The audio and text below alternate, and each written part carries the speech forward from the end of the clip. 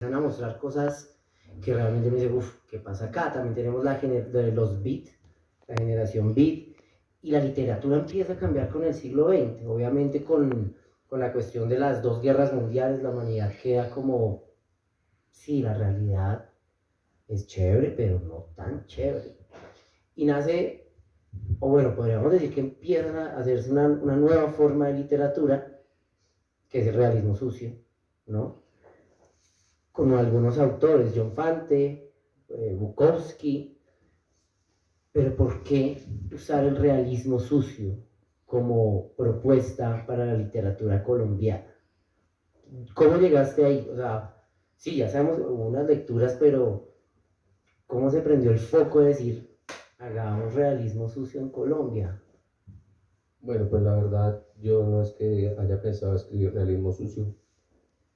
Tú que me conoces, mis borradores, cuando escribí El Revés, yo nunca había leído, no había leído a Bukowski, ni a Fante, ni nada de eso. Había leído mucho realismo, mm, el realismo ruso, el realismo francés, el realismo latinoamericano, pero no realismo sucio. Y cuando se presentó esa cuestión de que necesitaba fuentes de ingreso, aprovechar del trabajo, entonces se me ocurrió escribir una novela y me salió fue eso. Después cuando yo la pasé a ti, sí, pero ¿qué es eso? Es que ese lenguaje está como muy explícito, porque esos términos tan coloquiales, y no, pues es como me siento bien escribiendo. Y después leímos a Bukowski, y yo iba a este man escribe como yo. Y no, pues pero pues sí, sí pasó así, pero no es que Bukowski escriba como yo, no, eso es mucha pretensión.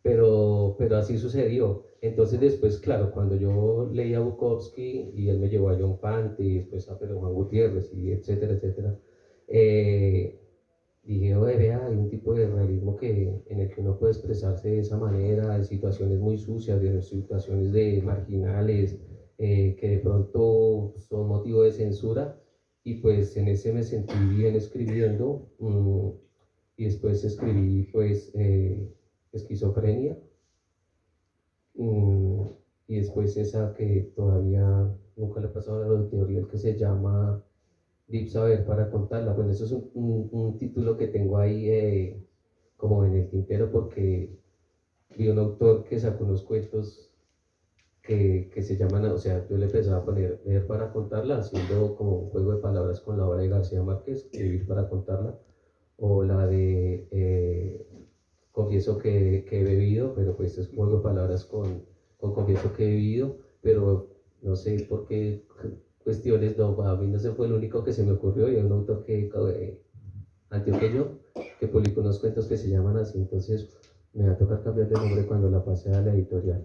Se adelantaron. Sí, y pues Esquizofrenia, lo del realismo sucio no se lo había insertado, o sea, todas las voces que tienen de otras pelotas no existían, esas voces no existían. Era más formal porque precisamente con El Revés yo la estuve pasando a editoriales y la rechazaban. Entonces dije, voy a hacer una obra más formal y tampoco.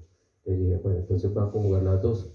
Y le metí la otra voz que es que tiene el realismo sucio, y esa fue la que le llamó la atención a la editorial. Y pues la verdad que en esas es la que me siento mejor escribiendo, o sea, me fluye.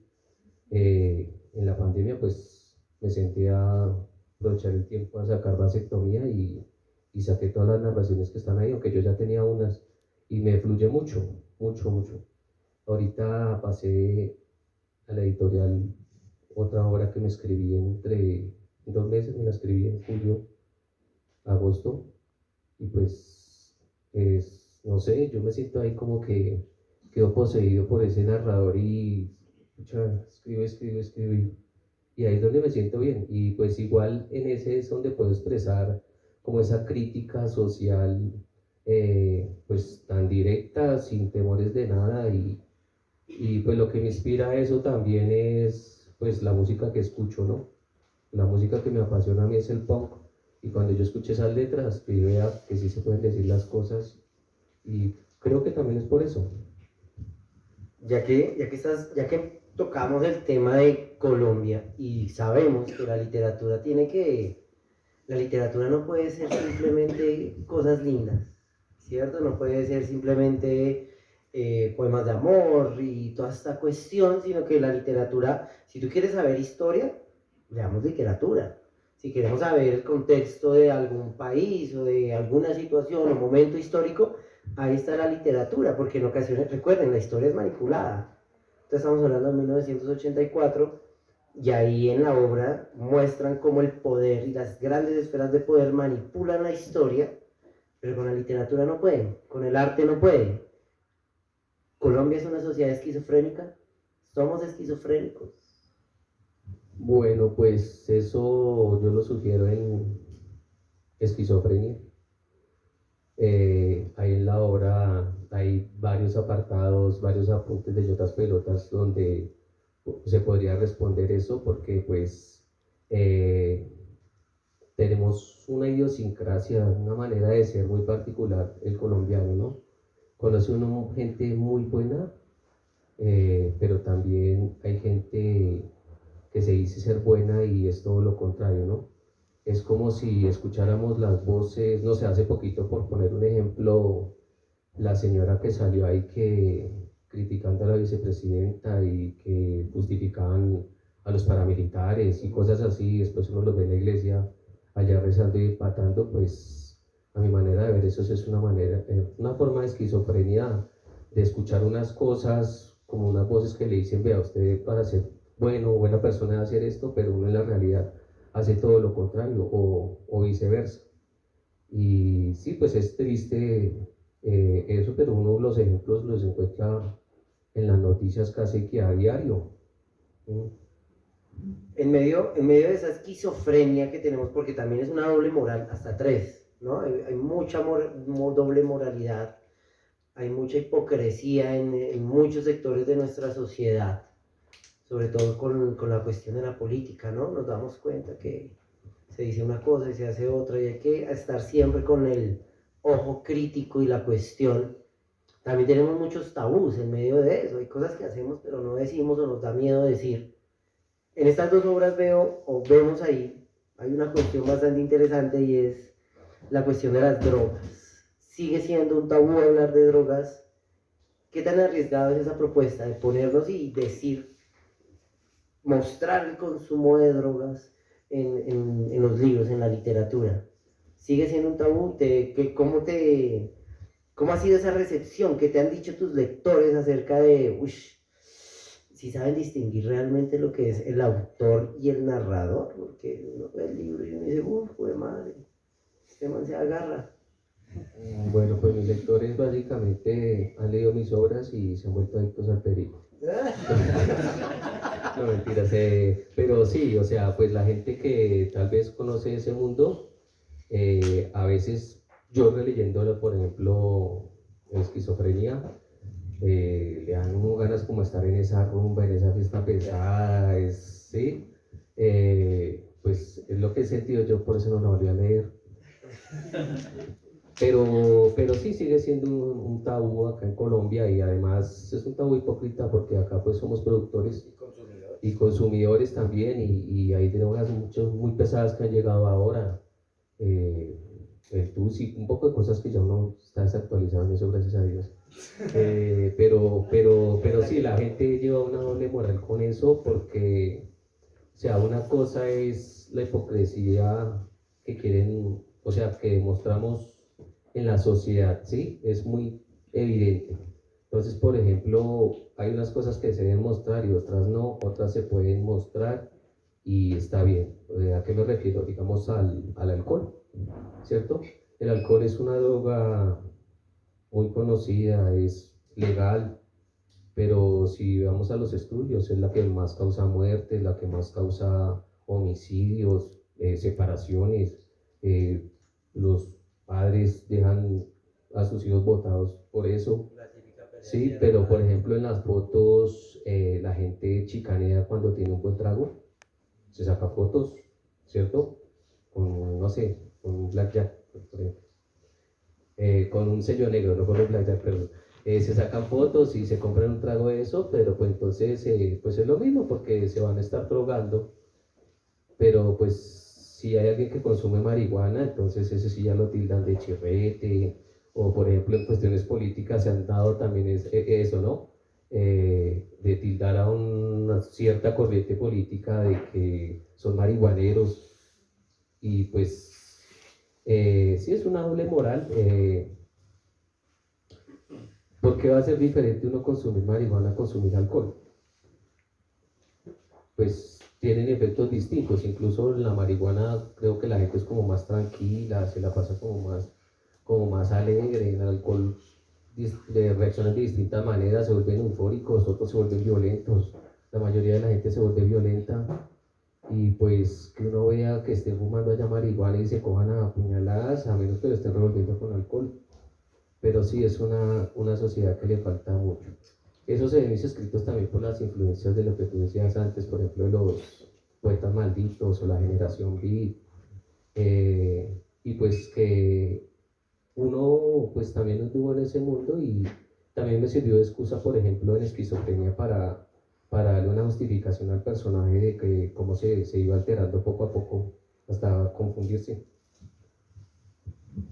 Hay un elemento muy interesante en las dos obras, ¿sí? Es un punto, es un lugar muy bacano, o sea, a mí me parece muy chévere y es el uso del lenguaje, ¿sí? Es el uso del lenguaje, posiblemente cuando uno intenta escribir, cuando se intenta escribir, se trata de buscar las palabras más bonitas, ¿sí? Las palabras más chéveres, cosa que no suene mal al oído del lector, que el lector diga, se sienta agradable leyendo, pero no coge, y fue mi primera impresión cuando leí el primer cuento de este que estaba buscando un dinerillo porque era la única forma, ¿no? de conseguir plata, porque estábamos un poco quebrados en nuestra época universitaria.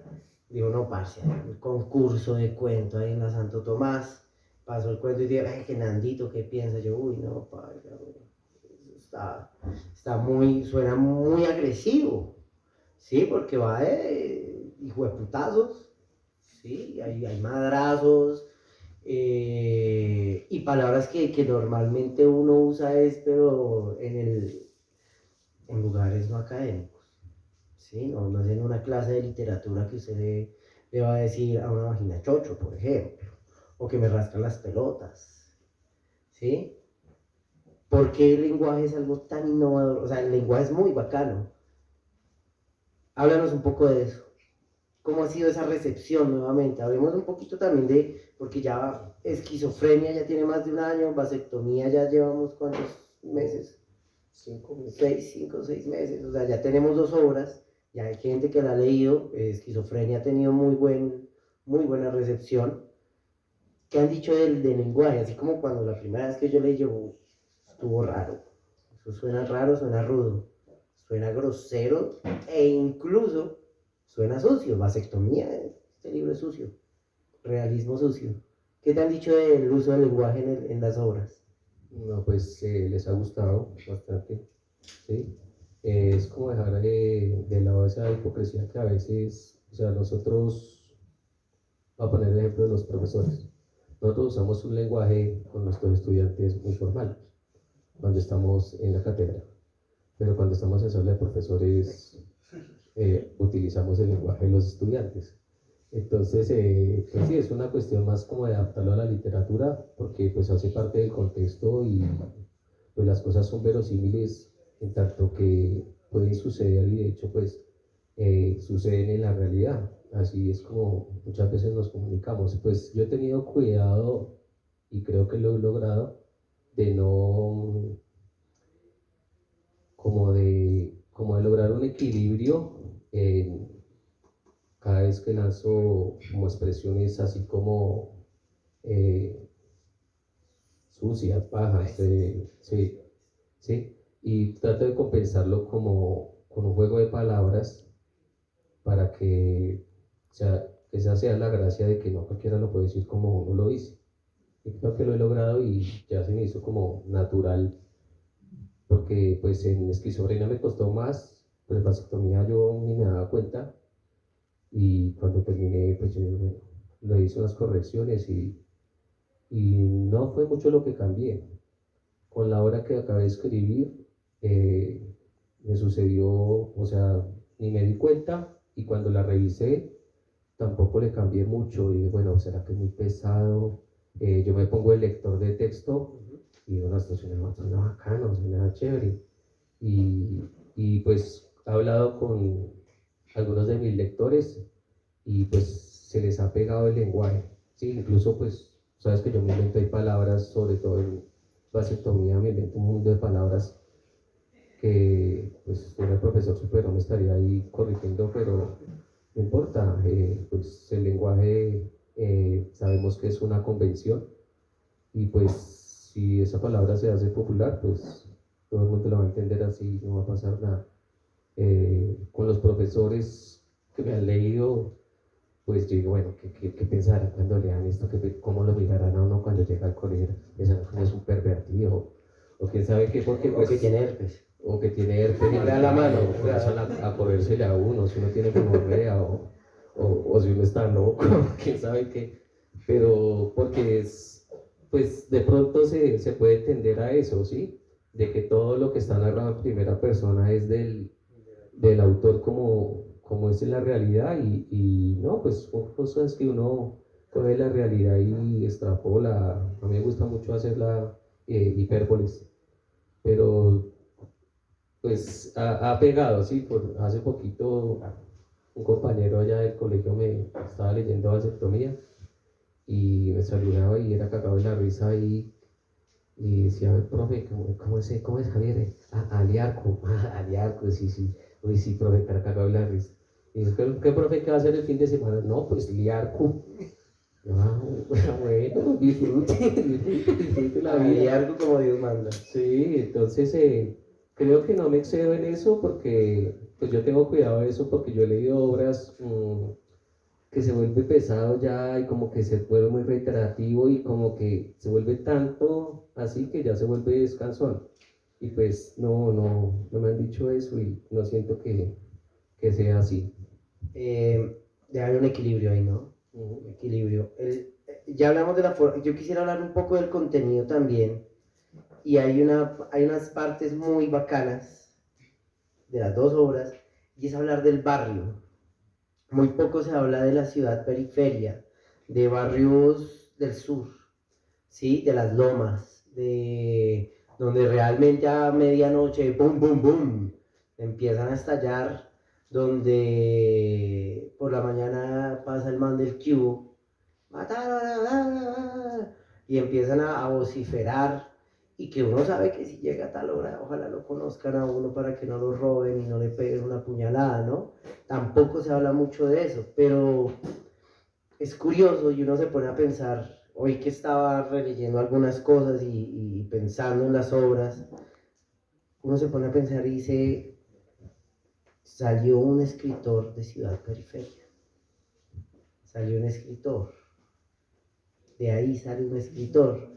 ¿Cuál es la relación y por qué retratar el barrio de esa forma? ¿Por qué rescatar todo esto del barrio? Además que hay unas cosas muy lindas en los libros, que es la infancia, esa remembranza de los viejos, de los amigos, de los parceros. ¿Cómo es la relación del barrio y la literatura, tu literatura? Bueno, pues es que en esos barrios es donde está la adrenalina, ¿no? La adrenalina pura hay ahí y pues eso le alimenta mucho a uno situaciones que en realidad pareciese que fueran fantásticas o que no se las inventara, pero es el diario vivir. Por ejemplo, en el cuento que tú decías, que yo creo que en ese concurso en la Santoto se llama Ciudad Periferia y comienza con unos tiros al aire, igual que comienza esquizofrenia. Y pues uno se acostumbra a vivir en ese contexto y pues es difícil. Por ejemplo, a ver, uno llegaba al mundo de la literatura viviendo en ese contexto. Primero, pues por las cuestiones que se mueven en esos barrios, porque pues se ve mucha necesidad. Sabemos que si uno ingresa a un trabajo acá, gana el mínimo y el mínimo pues no alcanza para nada, pues incluso ahí en el exiguo se llama en las dos obras, ¿no? El exiguo pues porque no alcanza. El mínimo pues por lo menos debería alcanzar para lo mínimo, pero eso es mentira, esa denominación. Entonces lo que me inspira a mí de retratar esa realidad es que, o sea, el realismo sucio no es una corriente literaria que se le inventaron, sino es una expresión de los bajos fondos y que es lo que vemos. Por ejemplo, ahorita estábamos haciendo en el colegio un taller de escritura y estamos viendo el realismo, porque pues a mí me encanta el realismo. Y los chicos me decían que no sabían qué escribir. Digo, pero miren a su alrededor. Cualquier cosa que ustedes cuenten acá, un lector de otro contexto le va a parecer que es una vaina que ustedes la están inventando. ¿Sí? Lo que pasa es que nosotros nos acostumbramos a eso.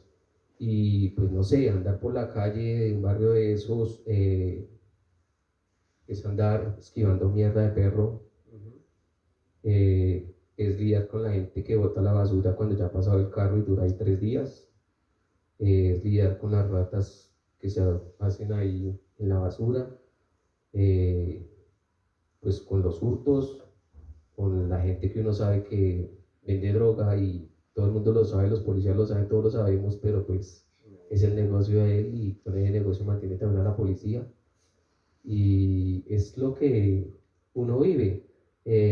Tal vez en otros tipos de que realismo que no es sucio lo expresan pero muy someramente, ¿sí? No se va a la descripción que tú hablabas, por ejemplo, de lo de la infancia. Hice el intento de escribir algo de eso porque pues los niños de esos barrios tenemos que ser fuertes porque el contexto no lo pide, ¿sí? Aparte, digamos, la adolescencia en esos barrios, aparte de los problemas que se presentan en la adolescencia, el más fuerte es sobrevivir en ese contexto, porque es muy duro. Y pues me di a la tarea de escribir una novela sobre eso, que es la que pasé a la editorial hace poco. Es una novela juvenil, pero está prohibida para menores de 18 porque es muy fuerte, entonces, pero es una novela juvenil. Lo que pasa es que es en contraste con las novelas juveniles que están escribiendo ahora, lo que los chicos están leyendo ahora, que prácticamente es puro romance, y tal vez por eso la realidad les pega tan fuerte. Y en las novelas, pues trato de ser muy explícito en la descripción del contexto, ¿sí? El señor que es un payaso llamando a la gente al almuerzo, pero pues es un payaso de solo figura porque la vida de él debe ser muy triste, debe ser terrible. De los ebrios que los fines de semana se disfrazan de jugadores de microfútbol, que no se les metan con la religión porque para ellos eso es sagrado, pero cuando terminan el partido se emborrachan, se agarran entre ellos, le pegan a la mujer y cualquier tipo de cantidad de situaciones que son así comunes en ese contexto y pues se presta mucho para que se expresen en el realismo sucio. Ya que estamos hablando del barrio y de temas que no le gusta al establecimiento que se hable, ¿no? Vemos en las dos obras que hay una crítica hacia la situación del país, ¿no? Son dos obras muy políticas. Parece, el buen lector se va a dar cuenta de eso de primerazo. ¿Sí? Mucha gente se queda en la grosería, en la no sé qué, yo supongo, pero hay buenos lectores y el buen lector se tiene que dar cuenta que hay una crítica muy fuerte hacia el país, hacia lo que nos ha pasado, hacia cómo nos ha tocado sobrevivir a toda esta vaina, ¿no? Porque lamentablemente en Colombia hay que sobrevivir, eso también tiene un aire muy de Fernando Vallejo, ¿no? Que está narrando una historia, por ejemplo, de su infancia por allá en Antioquia, en Envigado, en la casa, en la finca, hablando de sus abuelos, pero ¡pum! Te bota una crítica social muy interesante, ya que estamos hablando del barrio, temas como los falsos positivos, el exiguo, el salario mínimo, ¿cómo hace una persona para sobrevivir con el salario mínimo? La corrupción, el clasismo, temas recurrentes en estas dos obras, por ejemplo en el cuento del viaje al Amazonas, ver cómo nuestra idiosincrasia cree que por montarnos en un avión ya somos de mejor familia y nos elevamos. Es esta literatura, el realismo sucio es un realismo también político, nos desnuda el país, desnuda las situaciones que vivimos como sociedad. Bueno, no creo que sea propio del realismo sucio hacerlo, pero yo lo hago. ¿Sí? En todo el realismo sucio que yo he leído, la política está barnizada y ya, pero yo creo que la literatura sí debe tener un compromiso político y más en un país como el de nosotros, con tanta ignorancia política que hay. Esto es un circo, ¿no? Un circo y los que tienen los medios tienen el poder para manipular la opinión de la gente que no lee, que es la mayoría. Entonces considero que la literatura debe tener un compromiso social porque es una opinión muy personal, ¿no? Yo respeto también la gente que tenga sus preferencias en sus corrientes literarias, pero eh, para mí sí la literatura debe transformarnos, el pensamiento y bueno, los sentimientos, ¿no? Pues por eso es arte. Y en lo político, en un país como el de nosotros, debe ser pues creo que es un compromiso, o sea, a mí me llama la atención las obras que, que toman una postura, ¿sí? Que toman una postura frente a cosas, decisiones políticas, porque las decisiones políticas marcan las cuestiones económicas y viceversa, y eso nos puede joder a todos. Por eso hay muertos, por eso hay desaparecidos, por eso hay gente en la cárcel, por eso hay gente exiliada. Y no creo que la literatura deba ser un medio de entretenimiento. Pues sí, hay literatura de entretenimiento, pero hay libros que uno, pues cuando yo los leo y digo, ¿será que no interpreté nada? ¿O será que en realidad en la obra no hay nada de eso? Y en realidad hay obras que no tienen nada de eso. Que es como si uno, no sé, prendiera el televisor y viera como las novelas colombianas, que son un lavadero de cerebro y siempre tienen la misma fórmula, ¿no? Los ricos están aburridos y envidian a los pobres. Pues uno ve en la realidad que eso no pasa. Entonces considero que sí la literatura debe restregarnos esa realidad y pues que el individuo coja eso y trate de transformarlo pues primero individualmente y cuando se logre lo individual pues se logrará lo colectivo, ¿no? ¿De dónde sale la idea? Que es curioso, ¿no? Me gusta esta portada, es chévere, ¿no? Y uno abre el librito, se encuentra espermatozoides chiquiticos, ahí están en la página, ¿no? ¿De dónde sale la idea de narrarse una vaina tan íntima y tan privada como el procedimiento de la vasectomía? En donde ahí literal en el libro dice, no, es que me abrieron las huevas. ¿De dónde sale esa idea? O sea, son vainas, o por ejemplo ir al baño, ¿sí? Estar maluquito del estómago. ¿De dónde salen esas ideas? ¿De dónde esa cuestión que nadie quiere contarla, ¿no? Nadie quiere contar esas vainas, esas cosas que te pasan en la privacidad y que son en cierta medida vergonzosas, o por ejemplo una rasquiña por ahí o algo. ¿Por qué usarlo como elemento en la literatura, en las obras? Eh, ¿Cómo hiciste? O sea, ¿cómo llegaste ahí? Bueno, pues he leído las obras, tiene mucho humor, y eso me encanta, que lo he logrado y eso es súper difícil, hacer reír a la gente es difícil y más, por ejemplo, dije, bueno, si los hago reír, pero también si los hago cuestionarse sobre la realidad, pues de pronto incurro en el riesgo de que se ríen mucho y no piensan lo que de pronto yo quiero, las tesis que tengo ahí o hacerlos pensar, digamos, porque la vasectomía es una analogía, ¿no?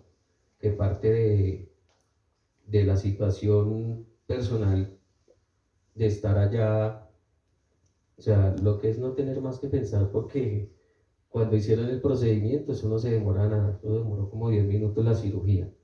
Y después hay que sentarse a esperar una hora y ponerse hielo en los testículos.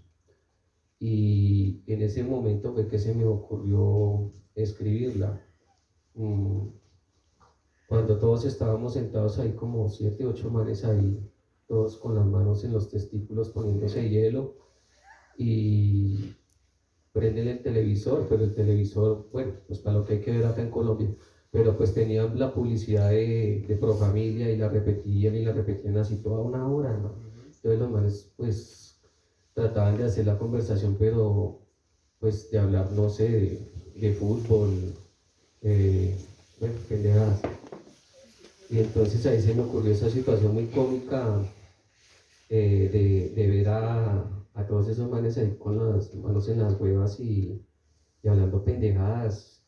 Y no, pues esto sí está, esto toca escribirlo. Esto toca escribirlo y cuando me dieron las instrucciones de los cuidados post-vasectomía y para hacerse el espermograma, pues es muy cómico, ¿sí? Porque, pues, y bueno, ¿y ahora cómo voy a hacerlo? Toca decirle a mi esposa que ahorita nada en 15 días, que tenga paciencia, que me ayude a hacer las curaciones. Bueno, comencé a maquinar acá cómo hacer hipérboles sobre eso, pero eso no se puede quedar en solo entretenimiento.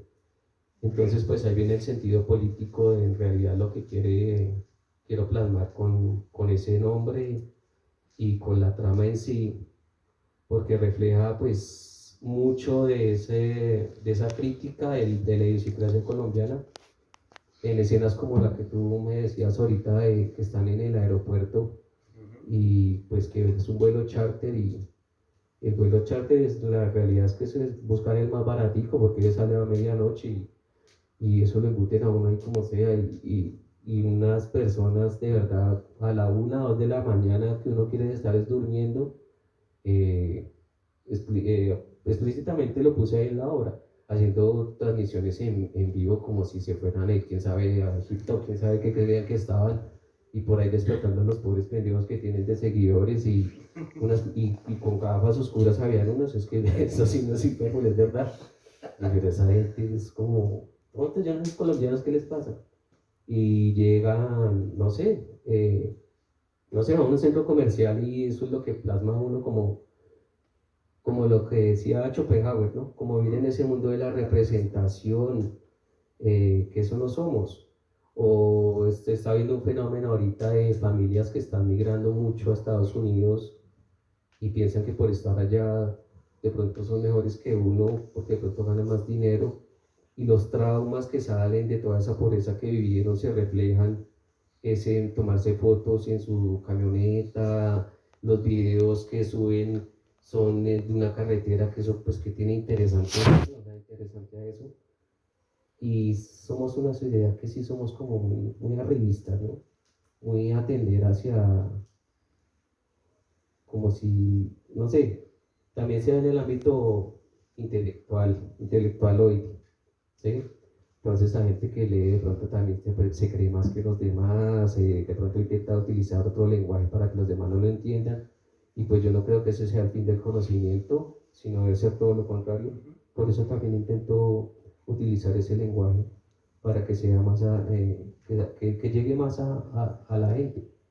Y hablando del mejor, bueno, no mejor, sino de un lenguaje más cercano, nos damos cuenta, y es una de las críticas que siempre le hicimos a la academia, ¿no? Estando ahí en las facultades, y es, esto no lo entienden mucho, o sea, una vez cogía un libro de Deleuze, o cogía un escritor, o por ejemplo Marcel Proust, que el mancito duró, ¿qué? ¿Cuántas? 100 páginas narrando cómo se tomaba un café, un té, ¿no?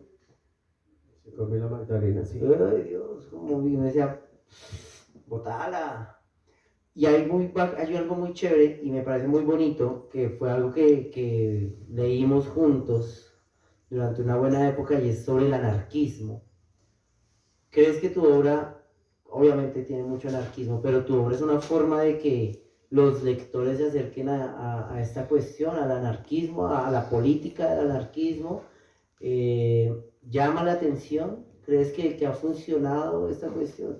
¿Se te han acercado pidiendo no sé, recomendaciones de tanto intertexto, ¿no? Es que hay hartas influencias, vemos a Nietzsche, está Schopenhauer, incluso el mismo Foucault, que también es el personaje pero el anarquismo me parece algo muy, muy bonito y está plasmado de una forma muy bacana. San Bakunin, San Kropotkin, San Malatesta.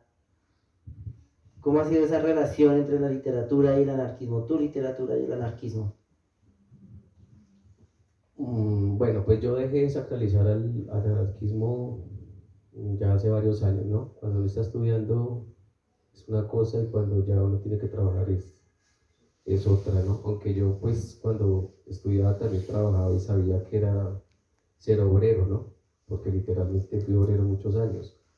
Eh, pues eh, la idealización lleva a los fanatismos, ¿no? Y es cierto que el anarquismo tiene muchas cosas que lo pueden inspirar a uno, pero la realidad dice otra y todos estamos inmersos en un sistema capitalista, acá todos necesitamos dinero.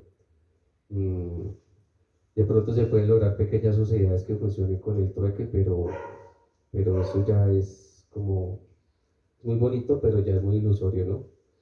Digamos, para no ir a conocer otro país, pues a punta de trueque está como difícil, ¿no? No se puede pagar la universidad. Es muy, muy guerreado. Eh, por eso mismo en las obras me costó, cuando escribí Esquizofrenia, me costó hacerle una crítica, porque en ese tiempo yo la escribí cuando estaba en la universidad y estaba leyendo esos autores. Me costó salirme de ahí, pero creo que le di en el punto porque sí, hay cosas que son demasiado idealizadas, pero otros principios que tienen, que si los pusiéramos en práctica seríamos una sociedad mejor. Y eso lo descubrí fue cuando hice la tesis eh, que se llama La lectura en clave anarquista y la apliqué, digamos, a La rebelión de la rata, ¿no? Sí, es otro Aparicio. Y descubre uno que son cosas que no son en sí del anarquismo, sino de la sociedad, de los primeros hombres o cómo se conforman las sociedades, como la cuestión de la solidaridad. Ese es un principio del anarquismo, la solidaridad. Y es algo que es lo que es el motor de todas las sociedades. Si no hay solidaridad, pues las sociedades se fragmentan, como actualmente está pasando ya con el capitalismo, ya no sé ya si es salvaje o es algo peor, que la gente, pues ya eso se ha perdido, ¿no? La gente piensa en lo suyo y si el otro se murió, pues qué tristeza, vamos y lo enterramos y el otro día pues nos vamos de viaje, no pasa nada. Eh, en vasectomía sí soy más condescendiente con eso y agradezco eso que aprendí. Me enseñó a ser como más humilde, aunque eso también es supuestamente los principios de muchas religiones, ¿no? El cristianismo lo es. Y creo que ahí menciono el libro de Tolstoy, Cristianismo y Anarquismo, que es una obra donde él compagina esos dos principios en lo que se parecen tanto el cristianismo como el anarquismo y es fabuloso. La idea del anarquismo está más satanizada por la desinformación, porque el término siempre se utiliza como un sinónimo de desorden y pues es todo lo contrario, ¿no? Una sociedad anarquista sería como un orden perfecto, pero sin la imposición del uno sobre el otro, cosa que es muy difícil. Y pues que me hayan dicho eso, no, pero tal vez de pronto el lector sí se inquiete a averiguar qué es ese pensamiento. De hecho, tengo acá una lectora que se interesó por eso y dijo, no, yo ya no tengo que leer eso que estaba leyendo porque yo termino de leer y es como si viera televisión y no logra nada. Entonces, pues de pronto en todo no se va a interesar porque pues eso depende del lector, ¿no? Yo como lector, si el autor me está citando a alguien, es porque seguramente hay que leerlo. Y de hecho casi siempre lo he hecho, ¿sí? Pues por eso es que llegué a Fante o por Bukowski, ¿no? O cuando me citan así, yo, bueno, lo anoto, miro ese libro y pocas veces me he defraudado. Pocas veces me he defraudado con esas citas, me defraudé fue con Bukowski que cita a Celi, y la verdad yo no pude con Celi, pero el resto he descubierto un mundo de autores que pues se va creando como una red, ¿no? Una red literaria del libro que uno le gusta, y si ese autor está citando autores, debe ser porque lo influenciaron, y de hecho así me ha sucedido. Hay un cuento yo me reí mucho porque ya me dio mucha risa, estuvo muy bueno, muy bueno. La loca de los gatos.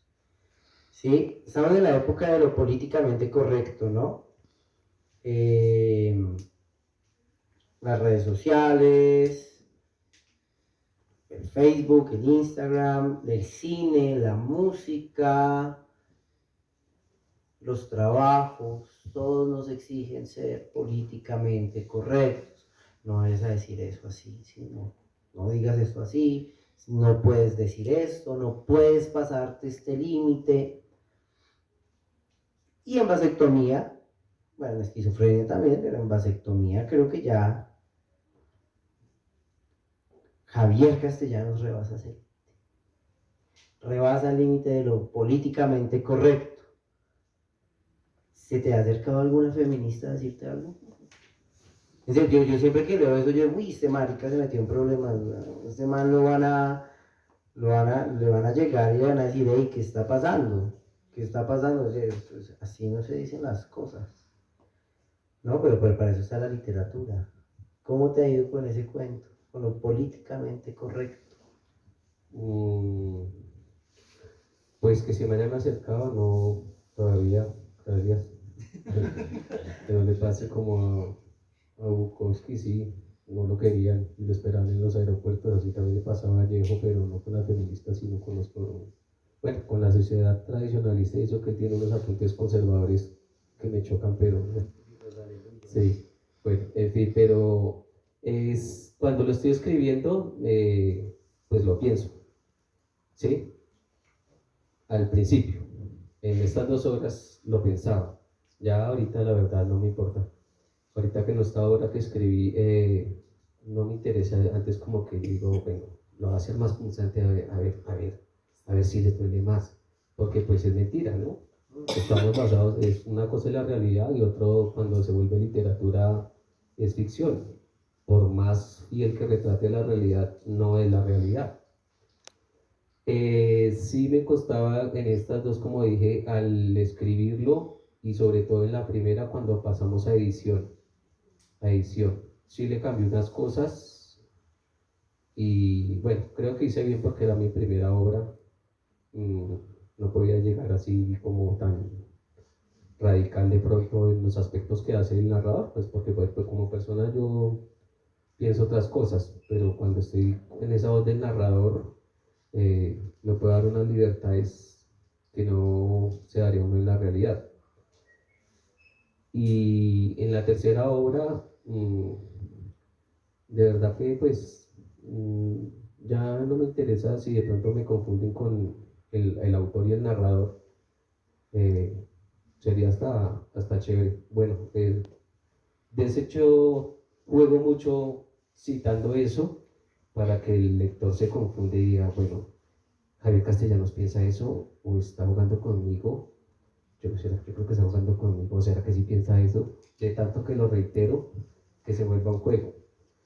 Pero sí es difícil, digamos, ahorita en esta sociedad en la que estamos, que todo lo están extrapolando, ¿sí? Falta que se metan, ya de hecho creo que en Europa hay personas que se están encargando de revisar las obras para que sean incluyentes y no sean excluyentes.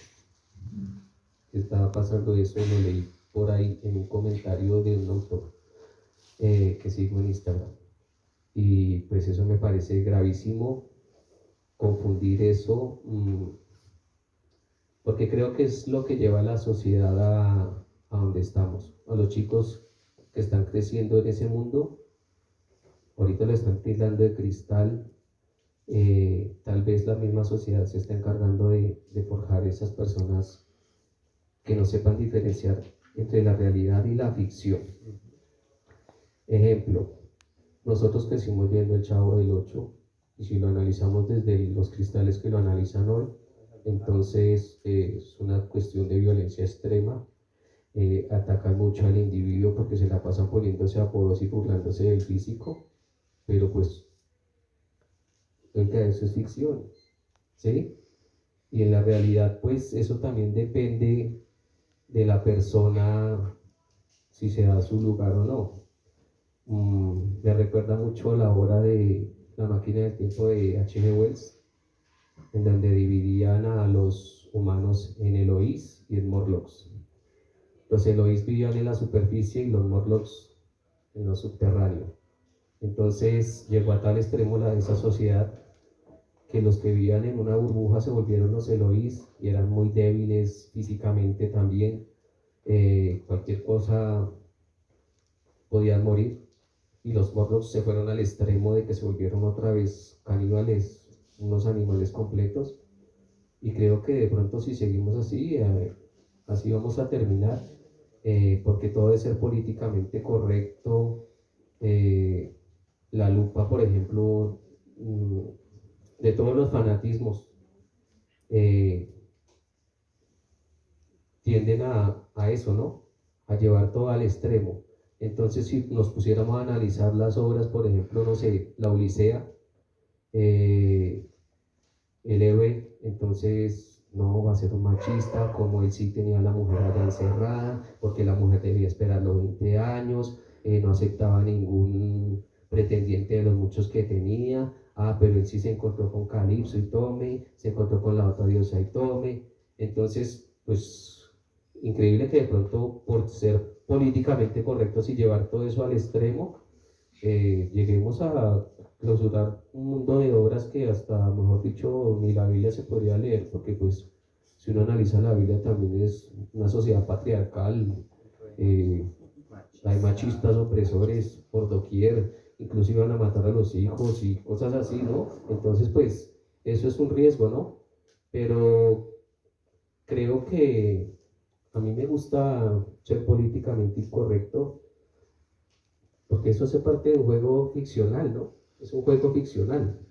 Eh, por eso también me gusta escribir en primera persona para poner en duda eso, ¿no? Eso trae la influencia, pues, de los autores que admiro. Pues Bukowski escribía en tercera persona, hablaba era de Chinaski, ¿no? Pero entonces la gente pensaba literal que todas las cosas que aparecían ahí eran tal cual las que les pasaba a Bukowski, y lo mismo pasa con Vallejo, porque el personaje se llama Fernando, es todo lo que dice ahí es lo que piensa el autor, y Fernando Vallejo estará allá cagado de la risa mirando cómo la gente piensa eso. Mm, Me recordé un episodio de, por ejemplo, pues no viene ya al caso, sino de por qué le meto tanto humor y por qué me gustó que mi obra tenga humor, por la sensación, por ejemplo, cuando estábamos leyendo El cartero de Bukowski, que hay una escena donde él supuestamente Chinas que está repartiendo pues su correo y llegó a caer un aguacero, que el agua subió tanto que le tocó irse nadando, pues es muy cómico, y de ahí me pegué también para hacer eso, y también salen las situaciones políticamente incorrectas de las hipérboles. Bueno, ya para ir más o menos cerrando, sigues con el realismo sucio, la tercera ya está en el horno. ¿Qué sensación o para ti qué es escribir, seguir escribiendo, no parar de escribir? ¿Qué otras, además el próximo proyecto, más o menos que un poquitico, un pequeño abrebocas, qué nos espera esta tercera novela y qué otras cosas tienes más o menos pensadas, ya que, como lo dijiste ahorita, te sientas y te dejas llevar? ¿Cómo ha servido, primero, cómo ha servido la escritura para tu vida, para tu ser, para tu existencia y ver que esto ya es una realidad, ¿no? Tener estos dos libros son una realidad, ir por el tercero, yo creo que hace unos años no lo esperabas de esta forma. ¿Y qué nos espera de Javier Castellanos? y surrealismo sucio, que yo me atrevo a decir que es más o menos pionero del realismo sucio en Colombia. ¿Qué nos espera? Bueno, con esa novela, si te has dado cuenta, siempre hay unas citas que son canciones de punk, ¿sí? Esa novela se me ocurrió por una canción de Escorbuto y también por la idea que tenía, bueno, también guardada de tratar de narrar esos hechos de la infancia y la adolescencia que eh, son muy bonitos. Leer eso es muy bonito cuando el autor sabe llegar al sentir del lector, ¿no? O cuando el lector comulga con situaciones que son muy universales de la infancia. No sé, por ejemplo, eh, Oliver Twist. Oliver Twist es un realismo fuerte, y uno así no haya vivido en esa pobreza que vivió el protagonista, como que lo entiende y se impregna de eso y situaciones muy fuertes, pero también está la niñez ahí, ¿no? Todo lo que implica la niñez, que es, pues, como la búsqueda de la fe, no la búsqueda de la felicidad porque no la estamos buscando, sino simplemente sea la cuestión que sea, se vive. Entonces, eso contrastó con una canción de Escorbuto que se llama Los niños del cenicero, y pues escuchando esa canción digo, y yo he escuchado, yo he visto muchas vidas así, pues sobre todo ahorita siendo docente uno se encuentra cosas muy fuertes que uno compara su niñez y dice, bueno, lo que me pasó a mí con lo que le está pasando a este chino no es nada, es mi mierda. De todas maneras, también está plasmada ahí muchos de esos aspectos del protagonista y, y no, pues esa novela me fluyó mucho, o sea, yo creo que va a salir más contenido de cualquiera de estas dos en cuanto a la extensión. Bueno, depende cómo me vaya en edición, ¿no? Porque pues con vasectomía me fue muy bien, no se me cambió casi nada. Y, y eso es lo que me siento como describiendo, haciendo, por ejemplo, pues lo que ya caracteriza mis libros, que es esa crítica, el sarcasmo, eh, también hago muchas parodias, la hipérbole está ahí, y incluso, bueno, ser unas críticas muy ácidas y también burlarse de uno mismo, también está ahí en esa novela que espero pues pase y la esté publicando el otro año. Eso esperamos. Bien, ¿preguntas? No sé. Sí. ¿Sí? ¿Alguien gustaría preguntar algo a Javier? Sí, yo creo que por más suya, por más fantástica que sea una obra, ela tiene una estructura que el autor busca y el lector también una estructura. Y que en la realidad que vivimos es totalmente caótica. La única estructura que tenemos entre esse caos que nós outros vivemos é a estrutura da mercância, do dinheiro e da mercância, que nos subjuga. O comportamento humano nas sociedades é totalmente caótico. E ao autor não permitiria escrevê-lo, e ao leitor tampouco não conseguiria acompanhar.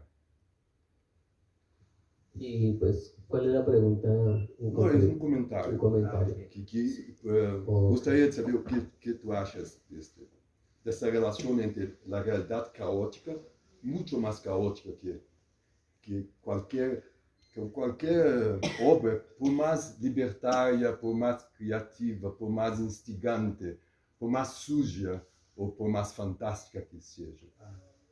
Es cierto, sí. Ya ese término cliché es cliché, pero es cierto, de que la realidad supera cualquier ficción.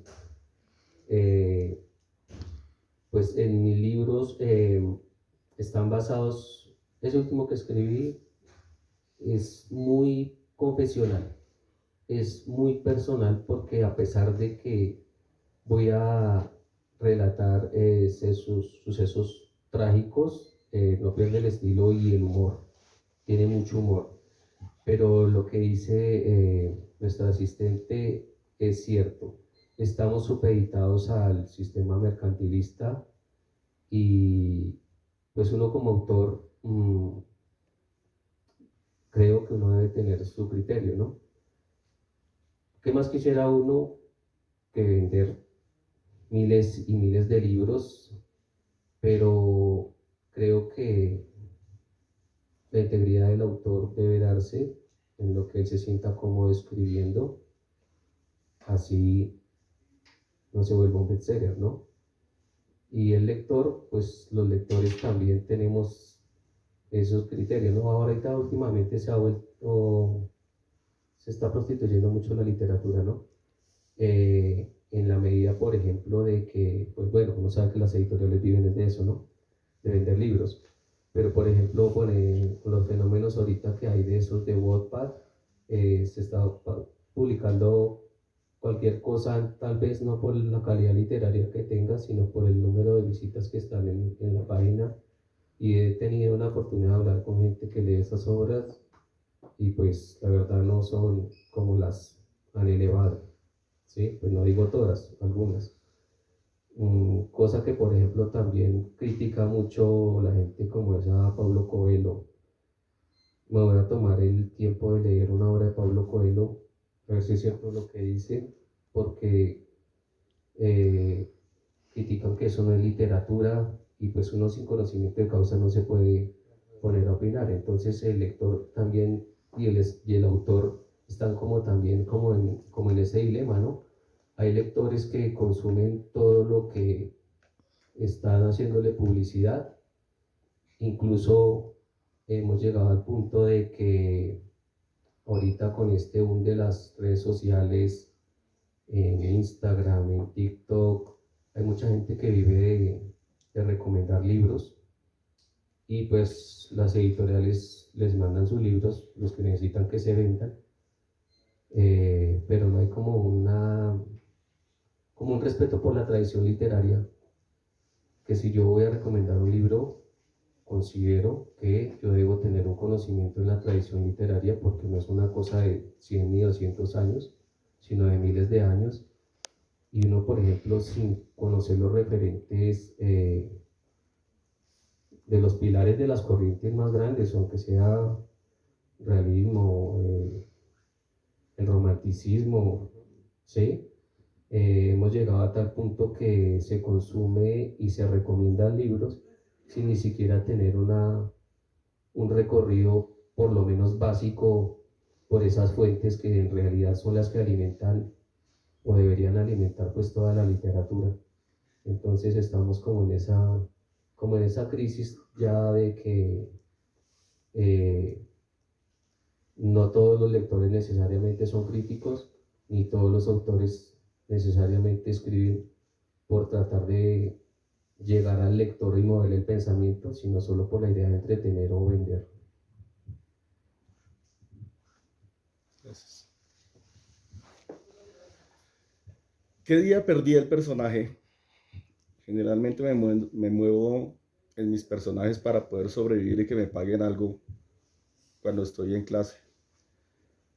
Y entonces me puse mi bata, me metí en el cuento que era docente, llegué a la clase y pues no me gustó porque la literatura que toca leer con los pelados de octavo es puro masmelo de 3 meses y chao. Y era el soneto y a mí la poesía pues me toca.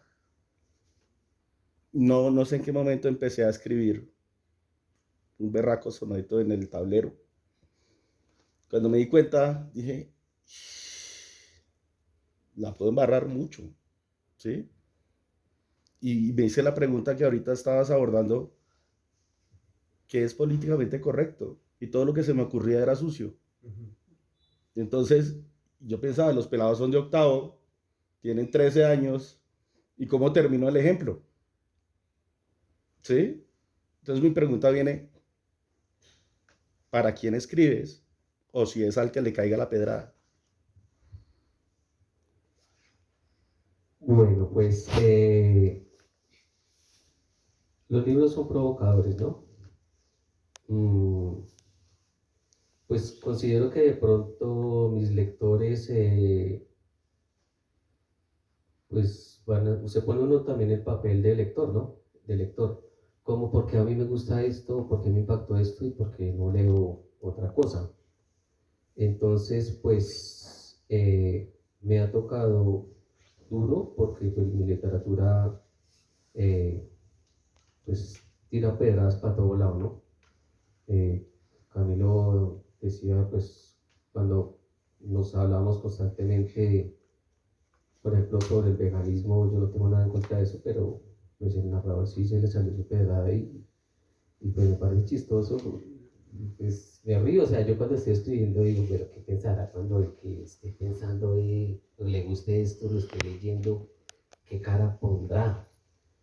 Y pues como que eso me motiva como que a punzar más, como a hincar más el dedo allá en la llaga, para que le duela más y después lo voy sacando como sutilmente, pero pues ya las cosas están dichas, ¿no? Pues que piensen los lectores, pues como los que gusten del realismo sucio, lo van a gozar. Y los que no, eso es lo más difícil de que les guste eso sin nunca haberlo leído. Y ya lo he logrado con varios, ¿sí? Con varios, porque tal vez la gente pensaba o tiene cosas que decir así y piensa que no las puede decir y volverlas, digamos, en un cuadro. Lo más fácil hacerlas es en la música, ¿no? Por eso pues el talante del punk me ha influenciado harto y pienso que debo ganar muchos escritores que no están habituados a leer o nunca han leído al realismo suyo. Entonces sí me ha tocado pues abrirme mi propio espacio, eso yo lo tengo claro, porque pues esto no es fantasía, no es romance y pues lo que he logrado hasta el momento pues me ha motivado para seguir escribiendo, porque con Esquizofrenia en el 2021 pues fue el 10.º libro más vendido de la editorial, entonces eso me motivó mucho. Ahorita en la Feria de Medellín también estuvimos en los 10 primeros y pues considero que tengo que ganarme mis escritores y tratarlos de enamorar y si no pues, si no se enamoran, pues que sigan leyendo lo que les gusta, ¿no? Pero el que les llegue, seguramente si les sé llegar, estará esperando que yo siga escribiendo por el mismo talante, como le sucede a uno como lector, ¿no? Que uno encuentra ese escritor, ese libro, y si ese me gustó, entonces a mí me pasa es, me quiero leer todos, y el autor que mantiene ese estilo, pues es muy admirable. Hay autores que por estar buscando vender, se comienzan a escribir en otras corrientes, pues cada cual es libre de hacerlo, pero yo sí me veo siempre escribiendo eso y pues hasta donde llegue, ¿no? Bueno, pues creo que ya. ¿Alguien más? Sí, Compa. a mí me generó curiosidad cuando mencionó sobre este taller de realismo en las aulas, en el colegio. ¿Cómo hacía ese proceso, pues, en vista de que no es fácil escribir y más con los jóvenes? Hoy en día, aunque hoy en día se ve como esos jóvenes explotando mucho más esa rebeldía, ¿sí? Esa forma de ser antisocial de alguna manera,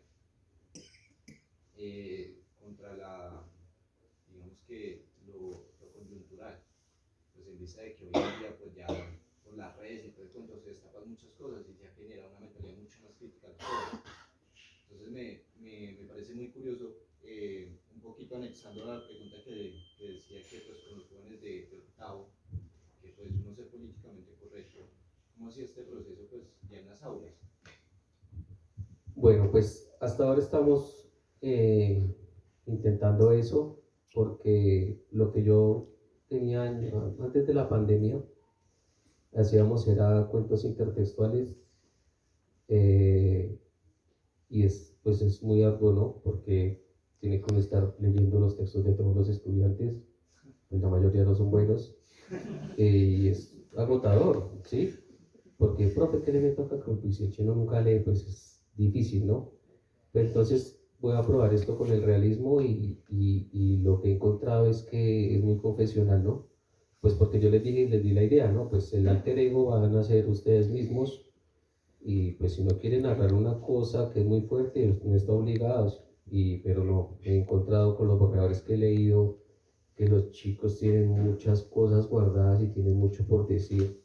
Y en esas situaciones que he leído, de verdad que viven cosas que a mí no se me han ocurrido escribir, tan fuertes que de lo poco que he leído, ¿sí? Porque con lo que hacíamos años atrás era, por ejemplo, con la Odisea hicimos algo de eso, y escribían unos pequeños cuenticos que lo relacionaban con la obra, pero el protagonista debía ser el alter ego del estudiante y salieron cosas muy buenas, por ejemplo, con la Odisea, con el corazón del Ator de Poe, y creo que lo logramos. Pero entonces no era tan fuerte, ¿no? La narrativa. Y con lo que estamos haciendo de realismo, pues nosotros escuchamos, por ejemplo, audionovelas como Papagoriot y Crimen y Castigo, y escucha lo que están escribiendo, he leído unas cosas muy fuertes que de verdad uno dice, ya rayos, de verdad que la realidad supera cualquier cosa que no se le pueda ocurrir. Esperemos a ver qué producto tenemos, pero hay cosas muy buenas. Bueno, pues muchas gracias. La invitación es a leer Realismo Sucio. Los que no han leído los dos libros, ahí están en varias panamericanas, Busca Libre, están acá, la Lerner, bueno, están varias librerías de Colombia. También pueden seguir a Javier en el Instagram, que le está poniendo ahí sus cositas de literatura, cómo va el libro. Entonces, pues muchas gracias por haber asistido, muchas gracias a Javier, muchas gracias a Calixta y al Fondo de Cultura Económica. Muchas gracias. Muchas gracias a todos por estar acá. De verdad que uno valora, pues porque el horario en el que se programan las charlas, pues mucha gente trabaja, estudia, y pues nada más esto de venirlo a uno a escuchar, uno que todavía vende hasta ahora por docenas, bueno, ya van cientos, todavía no miles, es de verdad que se valora mucho eso, ¿sí? Como por ejemplo, yo siempre pongo el ejemplo de tener una banda de rock, ¿no? Tener una banda de rock es muy difícil, o bueno, cualquier tipo de música debe serlo, ¿no? Porque eso implica tiempo, ensayos, sacar un producto que guste y tener sus primeros seguidores ahí y que uno saque el segundo y sigan.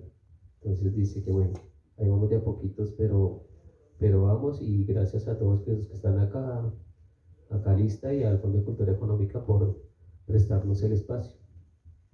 Muchas gracias. Gracias.